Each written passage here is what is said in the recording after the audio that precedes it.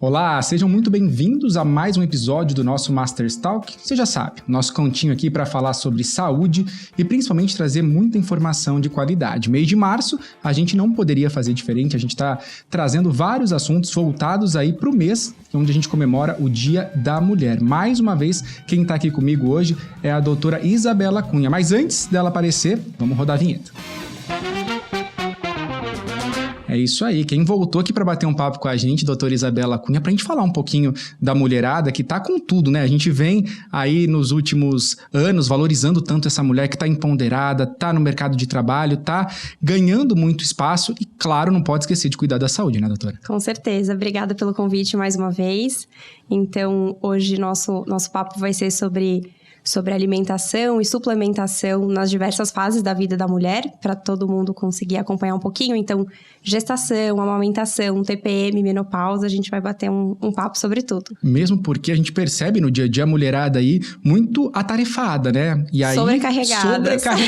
Como que faz para cuidar da alimentação e cuidar dessa parte de atividade física com tantas atividades que tem que ser feitas aí no dia a dia? Precisa ter uma certa disciplina, precisa ter um acompanhamento médico, porque a gente fala no consultório, dá aquela puxada na orelha, Exato. Também mostra o caminho mais fácil a seguir para cuidar da saúde, né? Com certeza, eu acho que a gente faz tantas funções, cuida de tantas coisas, e é muito importante a gente não esquecer de cuidar de nós mesmas, né? Então, reservar um tempo no nosso dia para esse autocuidado, e encarar isso como uma tarefa como as outras, né? Eu acho isso muito legal da gente levantar, porque tem até uma colega jornalista que teve burnout. E ela falou assim, eu tinha a minha agenda programada para todas as minhas atividades, menos para cuidar de mim. Eu cuidava da casa, eu cuidava da família, eu cuidava do trabalho. Eu estava crescendo muito no meu trabalho, amava muito o que eu fazia, mas aí a doença me fez parar. O ideal é que a gente tenha essa consciência que vamos parar antes que a doença apareça, né? Com certeza, e isso é muito mais comum do que a gente pensa. Essa semana eu falei isso para uma mulher que é mãe, eu falei, vamos começar reservando 1 hora do seu dia para você, né? Seja para você fazer unha, fazer exercício ou fazer o que você quiser. Porque eu acho que a gente acaba priorizando muitas funções mesmo. Filho, casa, marido, trabalho, enfim. E quando a gente consegue parar um tempinho pra gente, começar, a dica para quem tá acompanhando a gente aqui é começar a marcar uma consulta, ir até uma profissional, porque junto com vocês e bem orientados, esses pacientes conseguem, de alguma maneira, reorganizar a rotina, reorganizar dentro dessa correria toda e se priorizar, né? Existem técnicas para isso? Vocês conseguem saber a rotina de cada um desses pacientes para poder adequar a melhor forma e eles terem mais qualidade de vida nessa loucura toda? Com certeza, eu acho que isso é o pilar principal de você ter o seu acompanhamento, é tentar fazer algo voltado para a sua rotina, algo que caiba na sua vida, do que você pegar algo pronto ou algo de alguém. E a gente até já comentou sobre isso, né? Que o que cabe pra mim pode não caber pra você e a gente ajusta isso muito bem. Vamos começar então? Vamos. Vamos lá, vamos falar que a gente separou alguns tópicos muito importantes diferentes fases das mulheres, né? E um deles é a gestação. É o sonho de muita mulher, é ser mãe, ter um bebê, enfim, gerar uma vida, e isso acende um alerta. É importante que essa mãe, essa mulher que pretende programar uma gravidez, que ela saiba algumas coisas, alguns pontos que a gente vai falar aqui agora ao longo do podcast, certo? Certo.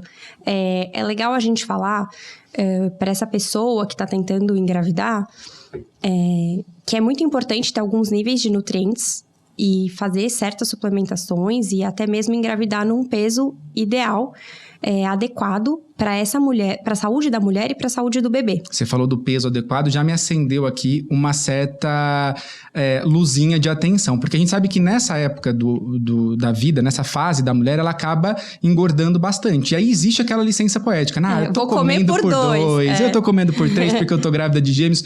Não é bem assim, né, doutora? Precisa comer mas precisa comer melhor. Como que funciona? Exato. Isso foi muito legal de você perguntar, porque isso é super comum. Então, idealmente, a gente deveria saber mais ou menos o gasto basal dessa mulher antes da gestação, tá? Ou seja, fazer, por exemplo, uma bioimpedância antes dessa mulher ficar grávida. Vamos traduzir para quem está assistindo a gente aqui. Esse gasto basal é aquilo que o organismo da gente gasta no dia a dia para se manter vivo. Exato. Então, vamos dar um exemplo prático que eu gaste, que a minha recomendação diária, sendo o meu basal mais o que eu faço de atividade física, a minha ingestão diária seria de 2.000 calorias, tá? Então, eu grávida não poderia comer 4.000 calorias. tá? Esse ajuste, ele varia por trimestre e ele também varia se a minha gestação é única ou não. Então, se eu tô grávida de gêmeos, trigêmeos, enfim. E aí, a gente consegue regular isso e principalmente por trimestres. E dentre isso que você vai comer, é super importante também o equilíbrio dos macronutrientes. Então, o quanto da sua dieta é carboidrato, o quanto é gordura, o quanto é proteína, tá? E o peso, né? O quanto que eu posso engordar. Então, para mulheres que entram nessa fase com o IMC normal, o ganho de peso pode variar de 11 a 16 quilos. Então, a gente pode ganhar nessa faixa de peso. É importante a gente lembrar que a bioimpedância, que é o exame para entender um pouquinho mais a fundo esse metabolismo basal e também como o organismo da pessoa funciona, ele não pode ser feito na gravidez. Por isso que é muito importante que essa pessoa ela já tenha um acompanhamento antes mesmo de pensar em engravidar, né? Isso. Claro que tem mulheres que estão assistindo a gente que às vezes engravidam sem querer. Mas se é algo programado, o interessante é a gente ter esse exame, tanto para a gente conseguir calcular as calorias necessárias, tanto para a gente ver a parte nutricional. Então, a gente sabe que a gente precisa fazer a suplementação de ácido fólico por 3 meses antes da concepção.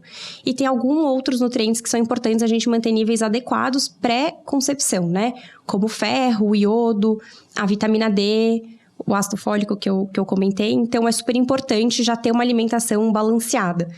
E nesses 3 meses entra uma questão, eu não sei se você já ouviu falar, dos 1.100 dias. É muito interessante isso. Vamos falar um pouquinho mais sobre isso, que é importante para a pessoa entender certinho como que funciona, porque isso interfere, inclusive, na saúde do bebê. A gente vai falar sobre isso daqui a pouquinho, né? Vamos. Esses 1.100 dias, então, na verdade, é um tempo que a gente vem falando, que a gente sabe que a nutrição, né, nesse período tem influência no desenvolvimento fetal e na saúde do bebê, que envolve esses 3 meses pré-concepção, a fase da gestação em si e o tempo da amamentação, que aí tem 2 anos de amamentação para algumas mães que conseguem amamentar esse período. Então, que todo esse tempo a gente estaria dando informações para o bebê e programando esse bebê. Por isso que a nutrição da mãe e suplementação é importante, então, nesse período pré-concepcional, durante a gestação e durante a amamentação. É como se a gente preparasse o corpo dessa mulher para poder receber uma outra vida que vai ser gerada ali dentro? Com certeza. Então, essa é a primeira preocupação para quem vai conseguir programar uma gravidez, que está planejando uma gravidez, é entender que você precisa se preparar, porque quanto melhor você tiver, mais nutrientes, mais saudável vai ser aquela criança que vai ser gerada. Sim, mais saudável para a mãe e para o bebê, né? Para os dois. Isso é muito importante, né? Essa questão de que o organismo ele é muito inteligente e muitas vezes ele vai priorizar o bebê e tirar nutrientes da mãe, isso faz sentido? Realmente acontece? Isso faz sentido. Um exemplo disso, por exemplo, é o ferro, que é a causa mais comum de anemia na gestação. A demanda pelo ferro aumenta ainda mais no 2º e no 3º trimestre. E então, é recomendado que a gente suplemente ferro até profilaticamente, ou seja, mesmo sem anemia, é um nutriente que a gente tem que prestar atenção. Assim como outros que a gente vai bater papo aqui. Mas é super importante mesmo a mãe se manter nutrida. E depois que o nenê nasce, até ajuda para tanta disposição, né? Porque requer demais. Sim, os primeiros meses aí são pesados. E aí a gente tá falando dessa suplementação, como que ele acontece normalmente?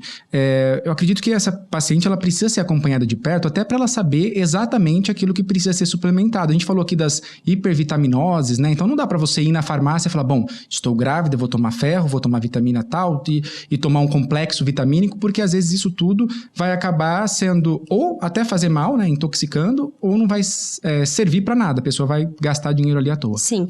É interessante também a gente dosar os níveis de algumas vitaminas. Então, um outro exemplo que está super em alta, essa automedicação, é a vitamina D. Então, a vitamina D, ela tem essa função de reconhecimento imunológico mãe-feto, mas o ideal é que a gente mantenha níveis adequados e não nenhuma superdosagem. Então, para eu saber o seu nível adequado e o quanto eu vou te suplementar, eu preciso saber seu nível sérico, né? Quanto está no sangue. Então, a gente vê isso por exames de sangue e tem uma dosagem para cada pessoa. Por isso é tão importante esse acompanhamento. Tem outras vitaminas que é importante a gente falar também. Então, uma coisa comum na gestação são as náuseas e vômitos, né? Principalmente no primeiro trimestre. E tem vários mitos, né? Quando a mãe tem muita náusea é porque o bebê vai nascer com bastante cabelo.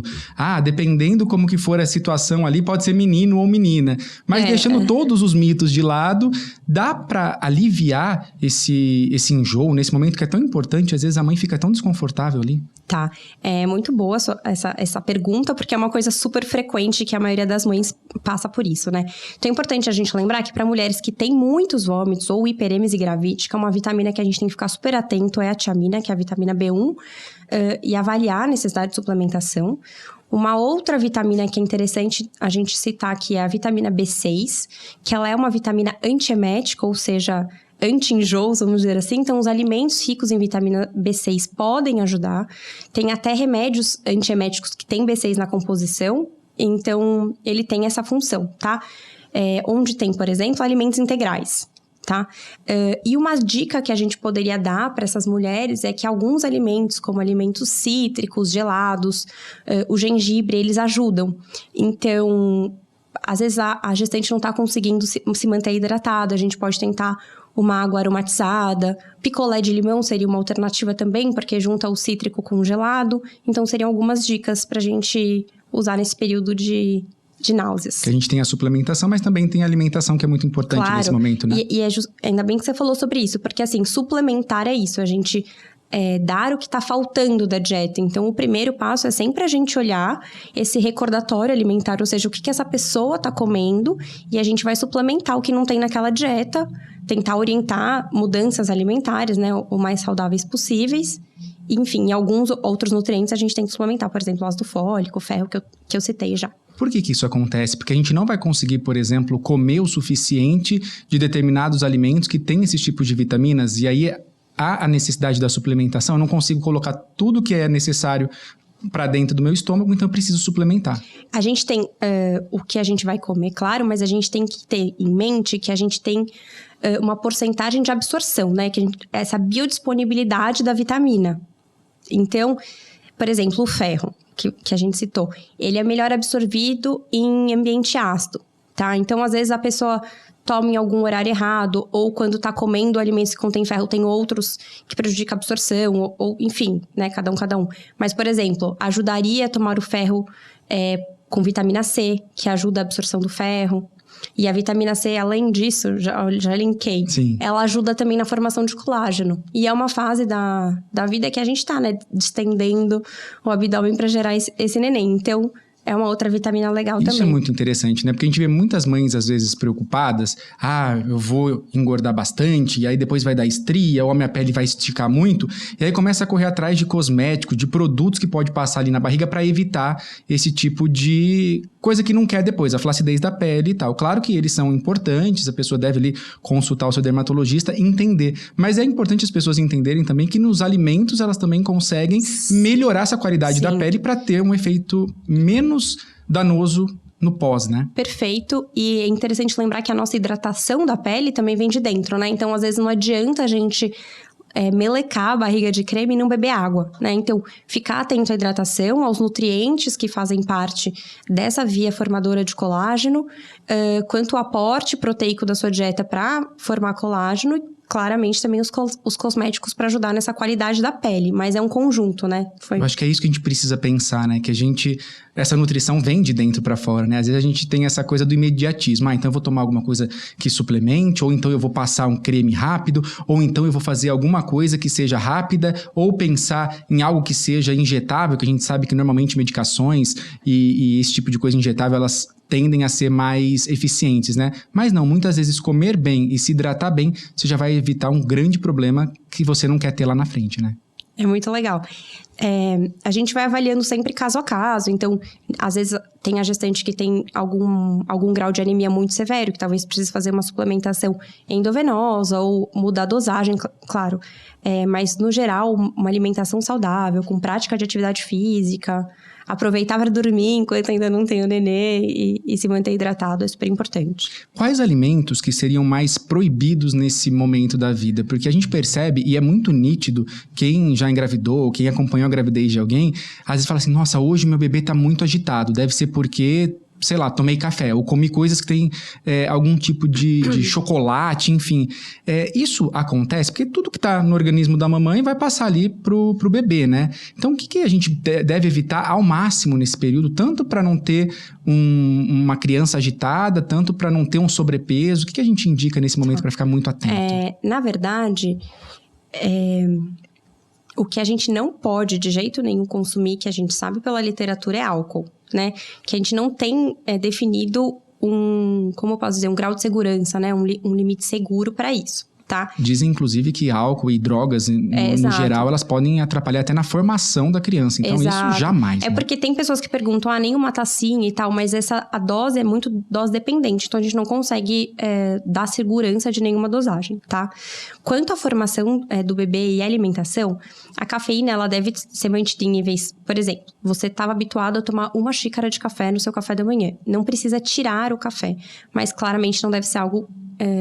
aumentado ou, enfim, superdosagem. De resto dos alimentos, não existe nada proibido com alguma recomendação formal para isso. Mas o que a gente sabe que é importante para o bebê é o aporte de alguns macro e micronutrientes e o peso durante a gestação. Então, a gente sabe que ganhar pouco peso ou ganhar peso demais na gestação também tem impacto sobre o bebê. Então, o controle adequado do ganho de peso é super importante. Eu acho que fica aquela conta do que é saudável para a mãe também é saudável para o bebê, que seja uma alimentação equilibrada, né? Atividade física. Vamos entrar nessa questão da atividade física. A gestante, ela pode fazer atividade física? Como que funciona isso? Pode, a não ser que ela tenha alguma contraindicação, que ela deve falar com o ginecologista obstetra dela. Mas, no geral, pode e deve, né? Isso é super saudável. A gente tem que não tomar cuidados, mas assim, ficar de olho um pouco na frequência cardíaca durante essa atividade física. Então, ela tem que ser, sugiro, né, que seja algo supervisionado por ou um fisioterapeuta ou um professor de educação física que tenha experiência com gestantes para poder supervisionar isso. Mas é importante que faça, e até no final da gestação também falam muito de fisioterapia pélvica para preparar um pouco mais essa mãe, os músculos do assoalho pélvico, caso seja... um parto normal. Então, acho que é super importante manter essa mãe ativa, sim. Até porque acho que a atividade física faz com que ela se sinta melhor, né? E aí, acho que também deve mudar muito de acordo com cada mês da gestação, que você vai ter que se adaptar ali também, né? Exato, porque no 3º trimestre já tá com aquele barrigão, então dá mais cansaço, né? Já tem uma compressão maior da caixa torácica, então já fica mais ofegante e tudo mais. Então, tem que ser algo claramente individualizado para cada trimestre. A gente falou de suplementação aqui. Suplementação é uma coisa que sempre chama bastante atenção. Antes da gente começar a conversar, para quem tá acompanhando a gente, funciona assim. O pessoal chega aqui, a gente começa a bater papo, a galera vai preparando a parte técnica, a gente bebe uma água, conversa, enfim, faz aquele bate-papo antes. Você me falou de uma suplementação muito interessante, que é colina, é esse o nome? É uma suplementação que não tem no Brasil, inclusive. Na verdade, assim... A colina, quando você me perguntar algum alimento que tem, na verdade, tá na gema do ovo, tá? Ela vem sendo estudada e tem algumas formulações prontas para gestante já fora do Brasil. Aqui eu não conheço nenhuma que já tenha pronto. E a gente sabe que é um nutriente que ele ajuda muito no neurodesenvolvimento fetal, na formação placentária, então melhora, né, essa placenta. E seria indicativo de ter níveis adequados também. Então, a gente... coloca na alimentação também, então, por exemplo, com ovo e suplementa o restante. E aí, essa suplementação, a gente falou que não tem na farmácia, você não consegue comprar esse medicamento já pronto, como em alguns países você encontra. E aí, lá, estando com a sua médica, você consegue manipular isso? Como que é? Consegue. Então, assim, a gente tem uma dose de recomendação diária de ingesta, então a gente sempre avalia se atinge isso com a alimentação ou não, e o restante a gente suplementaria. E um outro ponto importante é que ela ajuda na epigenética do bebê. Então, o que é epigenética, para ficar mais fácil da gente entender? Então, a gente tem os genes, só que a gente sabe que durante a vida a gente tem a maneira com que esses genes vão se expressar. Isso é epigenética. E a colina seria um nutriente que ajudaria um pouco nisso. Então, seriam esses três pilares, né? A epigenética, a função plaquetária e o neurodesenvolvimento do bebê.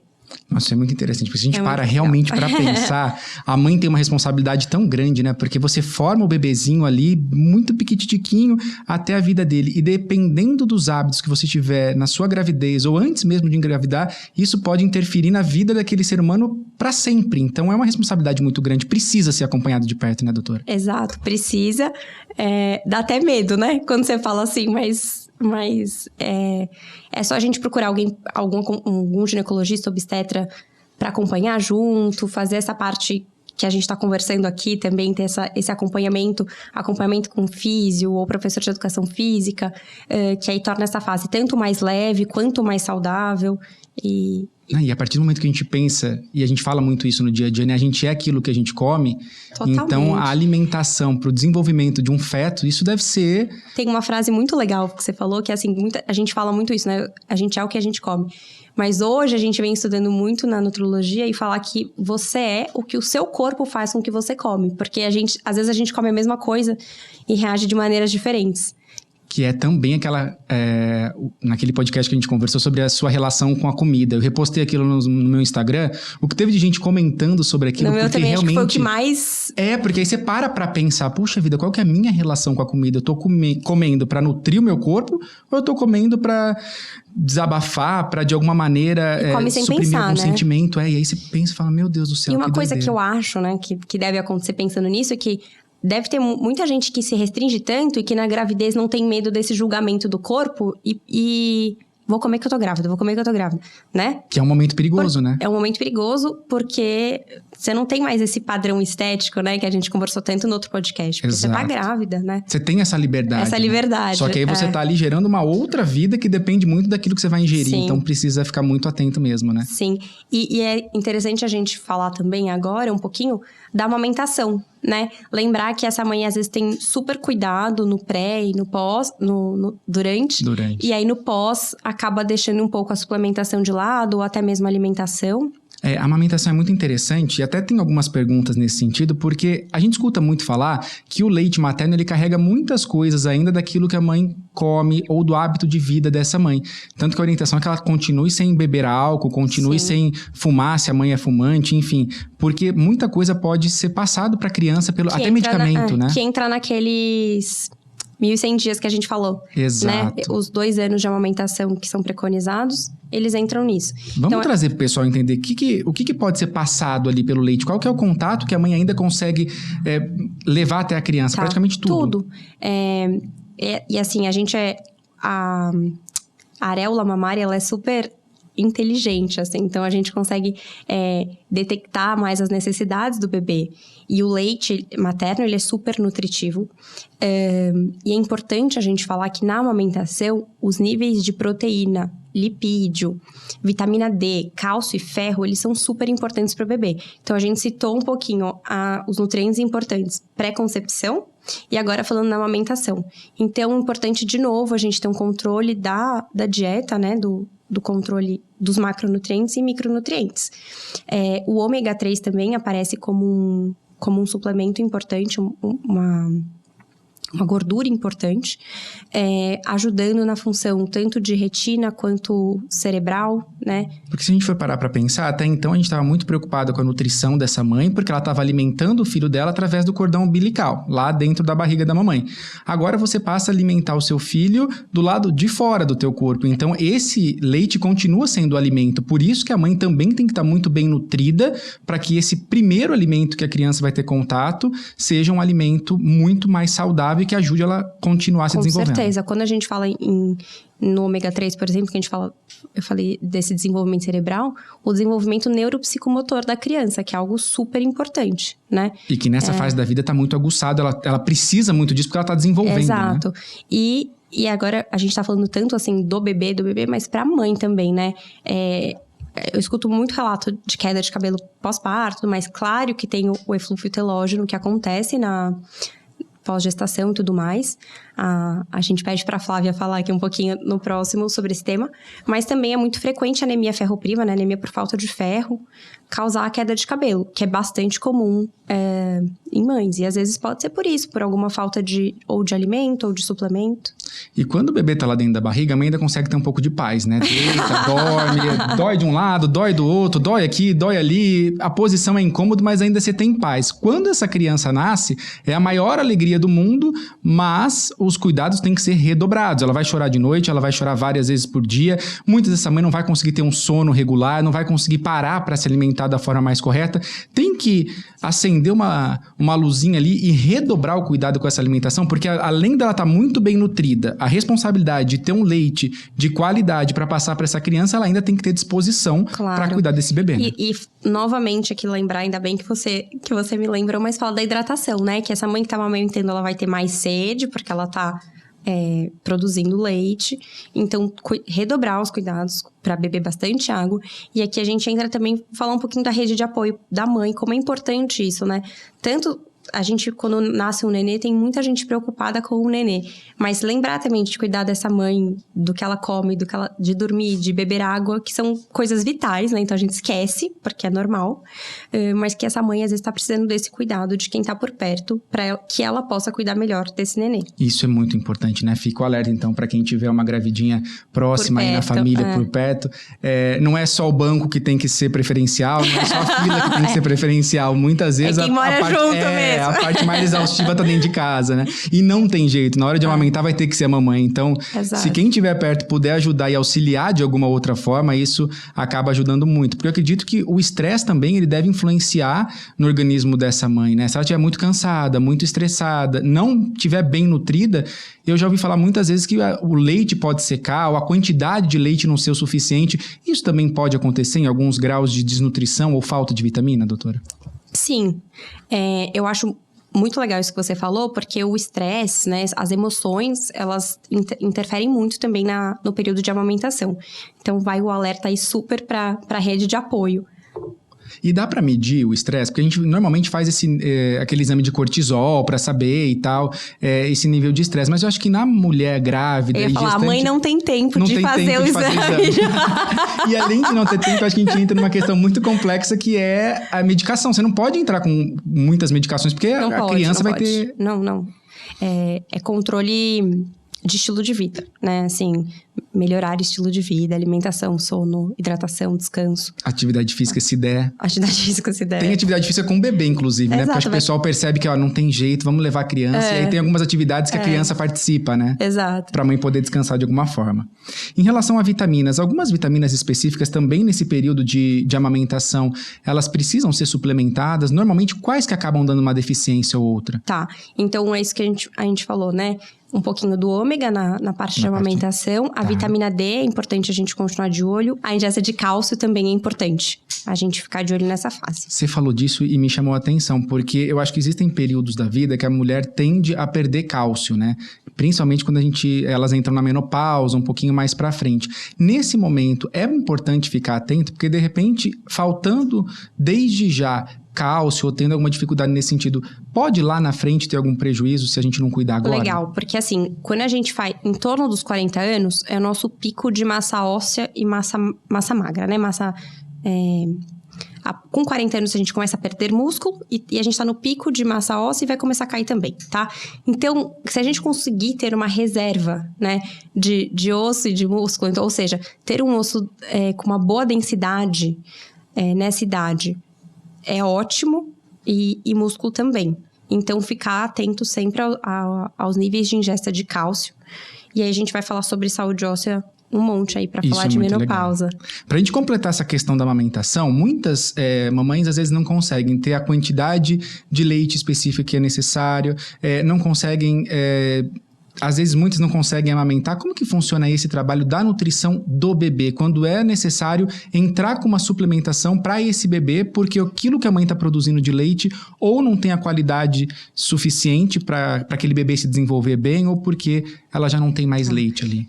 Isso é uma avaliação do pediatra, tá? Desse nenê, para avaliar ganho de peso ou não. E aí, cabe a esse pediatra indicar para essa família, né, o uso de fórmula. E aí, a gente tem vários tipos de fórmula e para várias idades. Que às vezes é necessário entrar com essa suplementação desse bebê.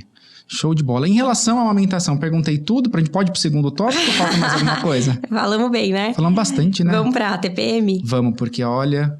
É uma coisa que a mulherada às vezes fica ligada nisso, né? Tenta burlar de algumas formas ali, mas tá muito presente na vida da mulher, né? Eu tava vendo sobre isso, 85% das mulheres vão sentir, em algum momento da vida, algum sintoma de TPM. E mais uma vez, vamos apelar aqui para a rede de apoio, que é tão importante. A mulher tem esse direito, porque é muito hormônio, é muita coisa para fazer no dia a dia. Não é fácil. Nós, homens, muitas vezes falam, mas dá para resolver de qualquer jeito, vai dar uma volta, vai pensar. Não, realmente é o corpo da mulher que muitas vezes ele está respondendo àqueles estímulos. Então, vamos desmistificar essa questão, né? Esses mitos todos que, é frescura, né? Tá exagerando. Não, e tem mulheres que têm esses sintomas ainda mais avançados. Então, assim, a gente fala, comumente a gente fala de TPM, mas tem a síndrome pré-menstrual, né? Então, que é quando é mais grave ainda.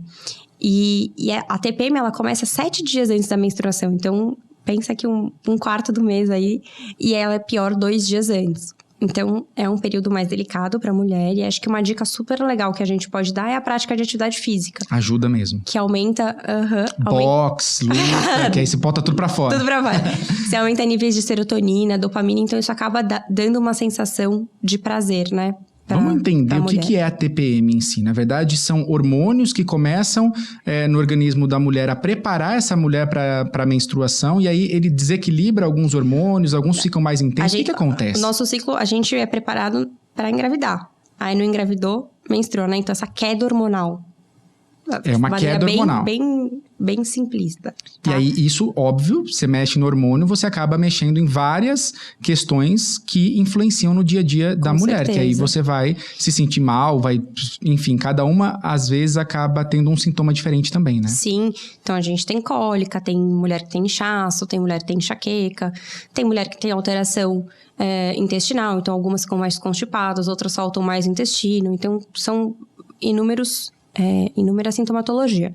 É importante a gente falar, João, toda vez que eu venho aqui, eu fico frisando, né, de obesidade e sobrepeso, pra gente ver a importância que isso tem na saúde como um todo. Da última vez a gente conversou sobre o risco de doenças cardiovasculares e tal, mas hoje, falando sobre TPM, a gente sabe que a cada 1 quilo por metro quadrado do IMC que aumenta em 3% a chance de você ter um sintoma pré-menstrual. Ou seja, se seu IMC é 23 e foi para 24, esse ganho de peso aí, esse 1 no IMC que aumentou, ele vai aumentar em 3% a chance desse sintoma. Então, como o controle do sobrepeso e da obesidade, ele é importante na vida da mulher. Só pra gente reforçar, a gente já falou sobre IMC aqui, mas o pessoal que tá assistindo ou não assistiu o último episódio, eu sugiro que vocês abram aqui o YouTube e vai assistir, porque tem muita coisa legal, não dá pra perder. Agora, em relação ao IMC, o que é? O cálculo que é feito pra saber se a gente tá dentro daquele padrão ou não. Exato. De saúde, então, assim, né? o IMC é nosso peso, dividido pela altura ao quadrado, tá? E acima de 25 é o sobrepeso, acima de 30 é a obesidade, tá? Então, que a gente conversou bastante no nosso podcast de bariátrica, né? Que a gente mostrou isso. Então, a gente sabe que as mulheres com sobrepeso e obesidade acabam tendo mais sintomatologia e tem essa relação entre o número que aumenta e a porcentagem de sintoma. Ou seja, se a gente parar para fazer uma avaliação rápida, a alimentação dessa mulher e a forma da qualidade de vida dela influencia diretamente nos sintomas que ela pode ter. Então, mais uma vez, a importância de ter uma alimentação adequada, de ter alguns alimentos específicos ali no dia a dia que podem ajudar a minimizar um pouco esse tipo de sintoma. Sim. E uma coisa comum também, falando em alimentação, é essa vontade de comer que se altera um pouco na TPM. Isso não é mito. Isso não é mito. Então, a gente sabe que a serotonina, essa queda, pode dar essa vontade, esse desejo por carboidrato. Então, é importante a gente tentar... Vou dar algumas dicas, assim, claro, que eu puder ajudar. Mas a gente sabe que a vitamina B3, B6 e o magnésio, eles estão na formação da serotonina. Então, são nutrientes necessários pra gente formar esse neurotransmissor. Então, isso é importante. Lembrar de novo da B6 que a gente falou, que ela tá em alimentos de origem animal, nos grãos integrais também que eu citei. O magnésio também que tá nisso, mas também pode ajudar a diminuir cólica, que é um sintoma frequente. Falando em cólica, que é uma coisa que incomoda muito as mulheres, a gente tem uma relação dessa dismenorreia, às vezes, com níveis de vitamina D. Então, pessoas com níveis insuficientes podem ter mais dismenorreia. Então, não tô falando suplemente, Sim. mas assim, é importante a gente ficar atento a alguns fatores de risco, alguns nutrientes específicos. Só pra eu entender, ver se eu tô certo aqui, porque eu sou leigo na história, Claro. não tô no meu lugar de fala de mulher, mas tô tentando entender um pouco do universo de vocês. Na verdade, o que acontece? Quando a gente fala da serotonina, tem uma queda nesse nível durante a TPM, né? Durante esse período pré-menstrual e durante a menstruação.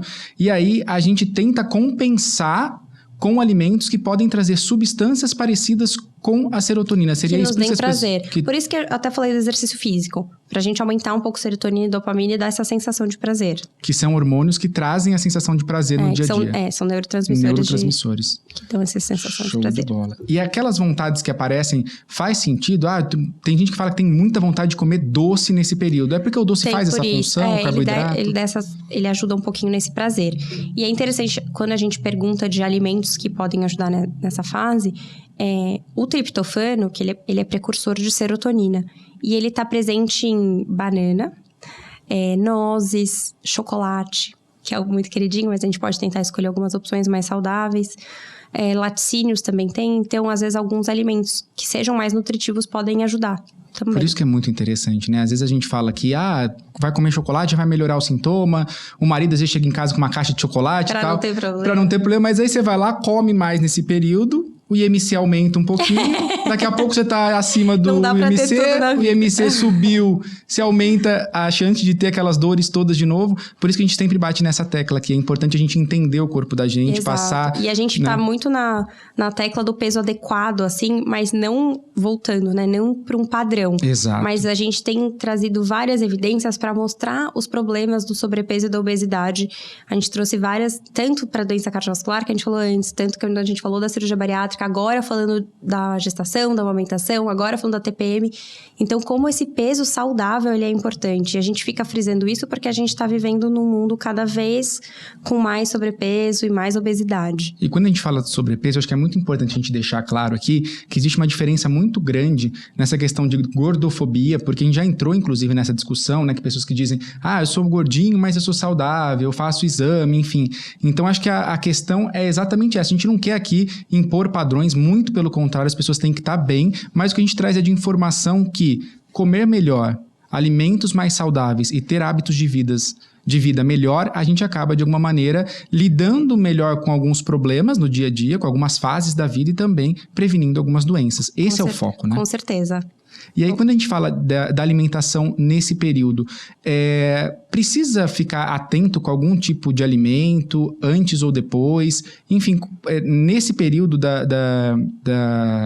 que a mulher está passando pela TPM, ela pode perder muitos nutrientes também, porque tem mulheres que sangram demais e têm anemia. Isso também é uma coisa que tem que ficar atento. Então, assim, na TPM, eu acho que é interessante a gente manter, como sempre, né? Uma alimentação rica e nutritiva, para que a gente consiga ter precursor para tudo que é importante para a gente passar essa fase. E aí, claramente, depois a gente tem a menstruação, e aí tem mulheres que têm o fluxo muito aumentado, e aí é uma das causas principais de anemia ferropriva. É interessante falar que, às vezes, a gente não tem anemia, que a definição de anemia seria uma hemoglobina baixa, tá? Às vezes a nossa hemoglobina tá normal, mas a gente tem níveis de ferro muito baixos, que seria uma anemia pré-clínica. Então, avaliar tudo isso, né? Como que tá essa mulher, porque às vezes ela pode ser uma mulher que tem um fluxo muito intenso por muitos dias e depois começa queda de cabelo, indisposição, muito cansaço, muito sono e tudo mais. Tem mulheres que chegam no consultório e acham que estão depressivas, mas tá com falta de ferro.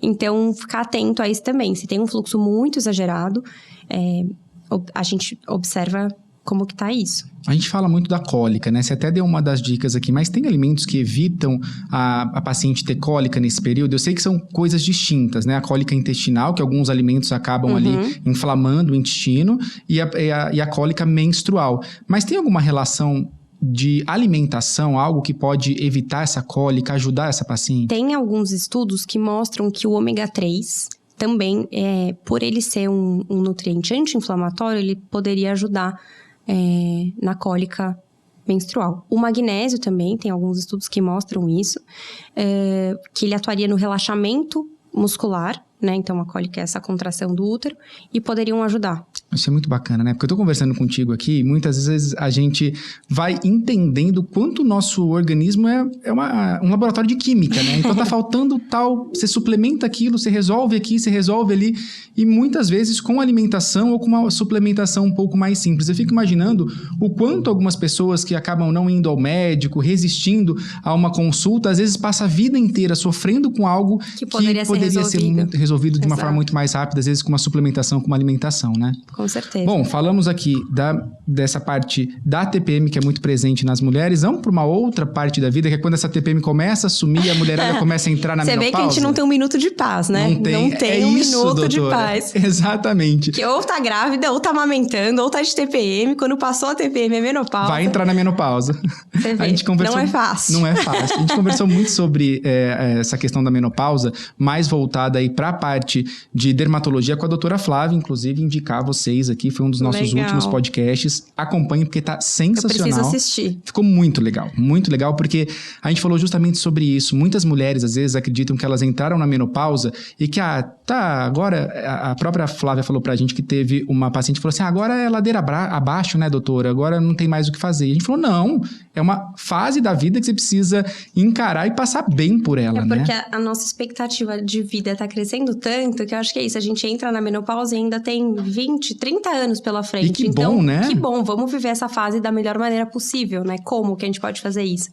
Então, a Flá deve ter falado bastante aí dos cuidados com a pele e agora eu vou tentar trazer para vocês algumas informações de como que a gente pode se sentir melhor, né, com a nossa composição corporal e tudo que envolve isso. Então, vamos a algumas mudanças que a menopausa traz. Então, é importante a gente lembrar que, assim, o estrógeno, que é o hormônio que cai na menopausa, ele faz a mulher engordar no tecido celular subcutâneo, que é essa gordurinha que a gente aperta, e protege a nossa gordura visceral, que é aquela gordura abdominal, né? Então, a gente até brinca que a mulher tem o corpo pera, né? E o homem maçã. E na menopausa, como a gente tem a queda desse hormônio, isso se inverte, né? Então, a gente começa a aumentar a nossa gordura visceral também. E aí, por isso, aumentando essa circunferência abdominal, a gente pode ter aumento do risco cardiovascular. Então, é por isso que na menopausa, as mulheres passam a ter um risco cardiovascular muito parecido com o dos homens. A gente viu, inclusive, eu estava lendo sobre um alerta da Sociedade Brasileira de Cardiologia sobre isso, que as mulheres estavam infartando mais e infartando nesse período da vida. Justamente porque esses hormônios que protegem a mulher nesse período, talvez eles fiquem um pouco mais baixos. E aí acende esse alerta e a gente precisa redobrar os cuidados, né? Exatamente. Então, na gordura, o estradiol, ele tem essa função que eu acabei de falar, mas nos vasos, ele tem uma função vasodilatadora.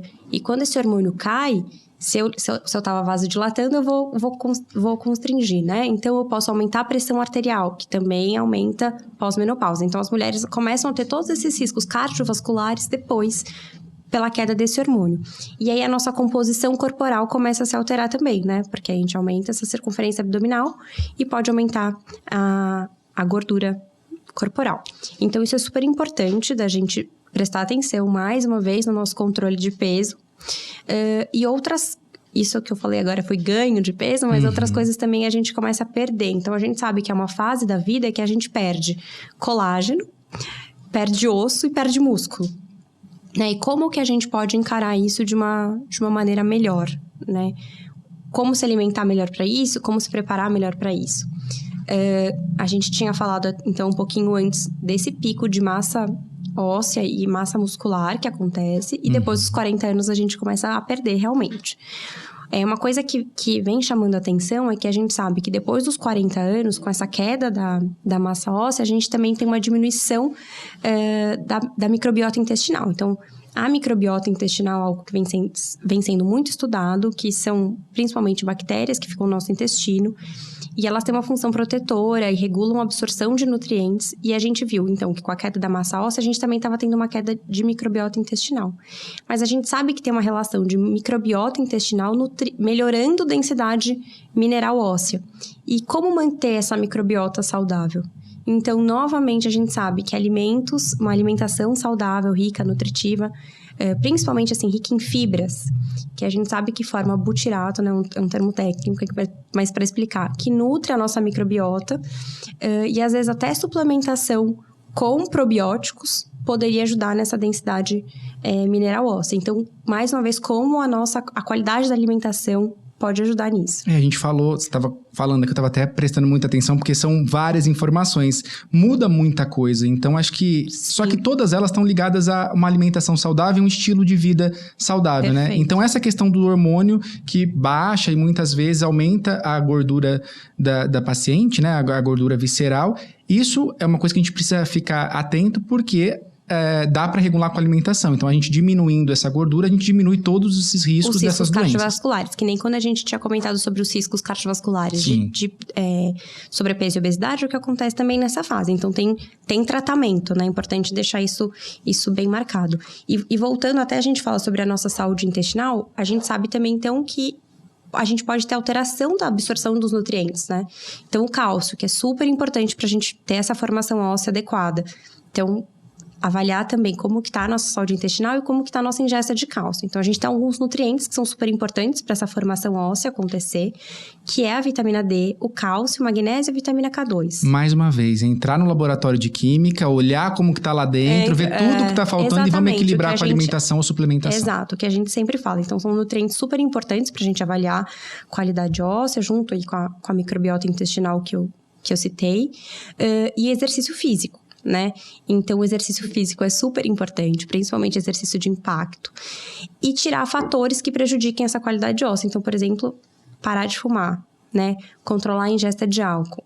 E aí, ficar atento a essa densidade mineral óssea, acima dos 65 anos, fazer a densitometria óssea, que é o exame melhor para ver isso, para a gente manter uma qualidade óssea. Porque o que pode acabar gerando ali, que a gente percebe muito nas pessoas com mais idade, é a questão da osteoporose, quando o osso parece que ele vai ficando mais airado, poroso, né? E aí ele quebra muito mais fácil. Exatamente. Tem casos de fraturas espontâneas, né? De pessoas que estão andando. Isso aí outro dia eu achei muito interessante. Falou assim, a pessoa caiu e quebrou a perna. O médico falou, não, ela quebrou a perna e caiu. Eu falei, como assim?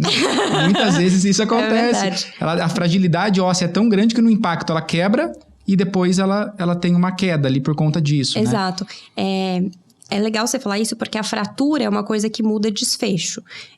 Então, realmente, pode fazer esse idoso quebrar a perna, ser hospitalizado, aumenta a morbidade, né, mortalidade. Então, por isso é tão importante. E aí, quando eu falei, só para deixar mais claro, do probiótico, a gente sabe que o que a gente tem de estudo é que ele melhora a densidade do osso, mas a gente não viu estudo ainda se ele vai melhorar a fratura ou não. Né? O desfecho final de ter mais fratura, mas que ele melhoraria a densidade óssea. Então, aí a gente entra que nessa microbiota saudável a gente envolve ter uma nutrição super rica em fibras e tudo, e até para absorver melhores nutrientes. Isso é muito interessante quando a gente para pensar, né? Porque você vai melhorar a alimentação dessa paciente. Aí, se ela não tá com o intestino, com a microbiota muito bem funcional ali, você acaba não absorvendo tudo que poderia absorver, porque boa parte disso é absorvido no intestino. Então, é uma maquininha mesmo, né? Precisa saber se tá tudo ok ali para que tudo seja aproveitado da melhor forma possível. E às vezes também, é que consequentemente acontece mais na fase... Tem mulheres que têm menopausa mais precoce, mas falando de uma fase mais idosa, a gente tem uma disbiose, às vezes, relacionada ao envelhecimento. O que é isso? Que é essa alteração mesmo da flora intestinal relacionada ao envelhecimento. Então, são múltiplos fatores que a gente precisa atuar nessa fase de vida. E nessa fase da vida, a mulher também perde muito a musculatura, né? E é importante a gente ficar atento a isso também. Tá completamente ligado à nutrição, essa questão de não perder musculatura. A gente falou no outro podcast também, quanto mais a gente perde músculo, vai descompensando o organismo, você vai acumulando mais gordura, enfim. É uma fase que a mulher precisa ficar atenta a isso também. A massa muscular, ela é super importante nesse período da vida da mulher, e é importante a gente falar da perda que acontece na menopausa. E foi legal você ter perguntado isso, porque a gente fala muito de osteoporose, mas a gente escuta falar pouco de sarcopenia, né? Que é a perda de massa com perda de função da musculatura. Isso é super importante para ter melhor qualidade de vida, mais mobilidade, mais longevidade, envelhecer melhor. Mesmo né? porque a gente fala muito dessa questão, né? Às vezes a pessoa está com muita dificuldade para caminhar dentro do apartamento, ou ela tem dificuldade para levantar, para deitar, enfim, essas atividades do dia a dia acabam ficando mais complicadas quando a pessoa começa a perder essa massa. Com certeza. E aí entra também super importante o exercício físico, então assim como para a gente preservar a massa óssea, para a gente preservar a massa muscular, o exercício físico e a ingesta de proteína de maneira adequada. Então, a gente sabe que esses fatores alinhados, eles tendem a melhorar. Às vezes, a gente precisa de outras suplementações, mas no geral é isso. E uma coisa interessante também é que a gente vai vendo que com o passar do tempo ou com o envelhecimento, as pessoas vão comendo menos proteína do que elas precisariam. É muito comum até a gente perceber que a pessoa, quando ela vai ficando mais idosa, parece que ela vai perdendo a fome. Então, ela come menos, acho que um pouquinho de tudo, né? E o que eu percebo também é que muitas vezes, às vezes a pessoa ou ficou viúva e mora sozinha, não vai cozinhar para tantas pessoas como era antes, né? Os filhos saem de casa, enfim. Então, acaba fazendo lanches ou opções mais fáceis.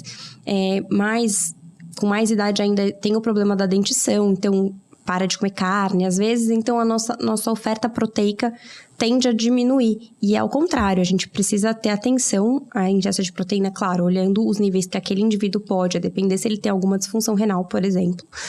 Mas deixar em níveis bons para que ele consiga manter uma massa muscular saudável. Muitas vezes precisa ser suplementada essa proteína ou consegue, lá no consultório, conversar com essa paciente e entender, olha, eu tenho dificuldade para comer carne vermelha, por exemplo. Então a gente tem que comer uma quantidade específica de ovo ou uma quantidade específica de outro alimento. Porque Sim. Essa compensação também tem que ser feita de uma maneira inteligente e com muito cuidado, né? Exato. A gente pode, sim, fazer pela alimentação ou também suplementação. Tem casos que a gente precisa suplementar a proteína.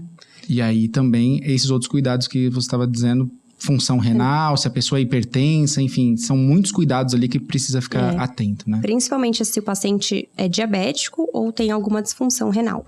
Que são doenças que muitas vezes acabam aparecendo ao longo da vida. Nessa fase, às vezes, que a pessoa está precisando... Sim. E lembrar, assim, muito para todo mundo da importância do exercício físico. Eu sei que ele se encaixa como um remédio em todas as fases da vida, e a gente falou isso. Mas ele é realmente super importante para a gente conseguir manter essa massa magra, né? Então, osso e músculo de maneira saudável. Fazendo exercício, você consegue desenvolver a musculatura, seja qualquer idade da vida. Exato. Ou mantê-la, que seja. No envelhecimento, a gente tem uma resistência anabólica, ou seja, é mais difícil a gente ganhar músculo no envelhecimento. Mas seria já muito interessante que a gente evitasse o catabolismo, evitasse essa perda de massa muscular. Claro que com um treinamento bem feito, acompanhado, uma alimentação equilibrada, é possível ganhar. Mas é mais difícil nessa fase da vida. Mas acho que, dependendo da fase da vida ali do paciente, mesmo que ele não ganhe, se ele manter aquela massa magra e não continuar perdendo, como acontece muitas vezes, a gente já tem um ganho bacana, né? Exato. E a outra coisa que a gente comentou mesmo também era o colágeno, que é uma coisa que a gente acaba perdendo, tendo que a mulher tem a flacidez, tem ressecamento da pele, né? Tem as questões de pele que a Flávia comentou aqui com vocês. Mas é importante a gente falar do colágeno, que muitas mulheres perguntam da suplementação de colágeno. Então, lembrar que o colágeno, o que ele é? Ele é uma proteína, e ele é formado por aminoácidos, né? E se a nossa ingesta proteica não está adequada, eu não consigo garantir que aquele aminoácido vá para a minha pele. Então, eu preciso alinhar alguns pontos. Então, eu tenho uma ingesta proteica adequada? Se sim, tenho queixas na pele, então, assim, aí eu vou avaliar essa suplementação. E lembrar também das vitaminas que a gente até falou anteriormente, que participam da formação do colágeno. Então, como a vitamina C, o ferro, que também tem que estar em níveis bons para a gente poder fazer colágeno. Ou seja, se não tiver tudo muito bem reguladinho, às vezes você suplementa um tipo de vitamina ou um tipo de substância, essa substância não vai ser aproveitada pelo teu organismo porque faltam outros nutrientes e esse desequilíbrio acaba fazendo com que a paciente não aproveite aquilo que ela está suplementando. É mais ou menos isso. É importante, assim, para a gente ver se merece ou não a suplementação de colágeno, avaliar o primeiro passo é avaliar a ingesta proteica. Para a gente ver para onde vai esse colágeno, né? Isso é muito interessante e causa muitas dúvidas nas pessoas no dia a dia, a questão do colágeno. Porque hoje tem muita essa modinha também, né? Que o pessoal, tem muitas influencers, muitas pessoas que colocam aquele pozinho, bebe água, como se aquilo tivesse um efeito milagroso. Quando a gente fala de colágeno, é a suplementação com este colágeno que a gente está falando, que pode ser saudável para a pele? É alguma outra forma que ele é suplementado? Como que funciona? Na verdade, tem algumas patentes de colágenos que são muito bem estudadas para melhora da espessura da pele. Então, não importa o veículo, ou seja, não importa se é um pó ou se é uma goma, mas o importante é ver no rótulo se o colágeno que tá lá, então, ele é um peptídeo de colágeno de uma qualidade de alguma dessas patentes estudadas. Por isso que não dá pra chegar na farmácia, ler colágeno, levar pra casa, misturar ali, tem um gostinho gostoso de limão, tô tomando, tá fazendo efeito. Às vezes tá gastando só dinheiro, né? Exato. E às vezes até é mais interessante você talvez gastar esse dinheiro consumindo alguma proteína ou ajustando alguma outra coisa que talvez te ajude mais. Então, às vezes eu sinto que as pessoas vai na farmácia, enfim, compra algum suplemento, mas às vezes poderia otimizar esse dinheiro em alguma outra coisa que iria ajudar mais, né? Em relação à alimentação, existem alimentos que ajudam bastante essa questão do colágeno ou dependendo da fase da vida a gente não consegue absorver e transformar esse colágeno e aí a suplementação acaba sendo necessária? Então, o colágeno, ele tá em fontes de proteína animal, principalmente. A gente tem uma absorção, só que parece que tô voltando para a parte da proteína, mas é que o mais importante realmente é a gente avaliar isso antes de suplementar o colágeno. E se a sua alimentação vão ter as vitaminas que a gente precisa para formar colágeno. Ou seja, o ideal é sentar e entender como o organismo funciona, o que tá faltando, exemplo, o que não tá ali. Você é um paciente que está em alguma fase que está precisando de mais colágeno, você fez algum procedimento, você está fazendo alguma tecnologia que estimula colágeno, aí a gente tem que... São casos e casos, entendeu? Por isso que é tão importante estar sendo acompanhada por uma profissional, porque dessa maneira você consegue saber exatamente o que precisa ser suplementado. Se você realmente precisa, né? Porque às vezes você está suplementando algo que você não precisaria suplementar. Não só o colágeno, mas como qualquer outro suplemento. Perfeito. A gente está caminhando para o finalzinho do nosso podcast aqui. O pessoal me avisou até que a gente estourou um tempinho aí, porque o assunto é muito bacana e tem muita coisa para a gente falar. Tem alguma coisa que eu não perguntei que seja muito essencial, que a gente não tenha falado? Porque a gente bateu o papo aqui bastante, né? Acho que a gente falou bastante, mas a gente pode... Se alguém ficar com alguma dúvida, manda pra gente. A gente retoma no próximo, tira dúvidas. Isso é bacana, que a gente quer que o pessoal participe, né, doutora? Exato, vai ser um prazer. Então tá certo. Obrigado mais uma vez pela presença. Eu que agradeço, João. Feliz. Até a próxima. Obrigado, é isso. E vai ter a próxima em breve. Para vocês que estavam acompanhando a gente aqui, primeiro, muito obrigado por estar acompanhando o Masters Talk, a nosso cantinho aqui para falar um pouquinho sobre medicina. Hoje a gente falou sobre muitas coisas importantes sobre a saúde da mulher, foram vários tópicos muito interessantes. Então, assim, como a doutora falou aqui para a gente, ficou com dúvida? Comentem nas nossas redes sociais, podem sugerir temas para o programa, pode colocar perguntas aí. Também acompanhe a gente aqui pelo YouTube, aciona o sininho que fica aqui embaixo do canal, porque aí você acaba recebendo os novos episódios que vão surgindo, que são sempre episódios muito interessantes e a gente falando de qualidade de vida, falando de saúde e trazendo informação de qualidade. Muito obrigado pela companhia. Até o próximo.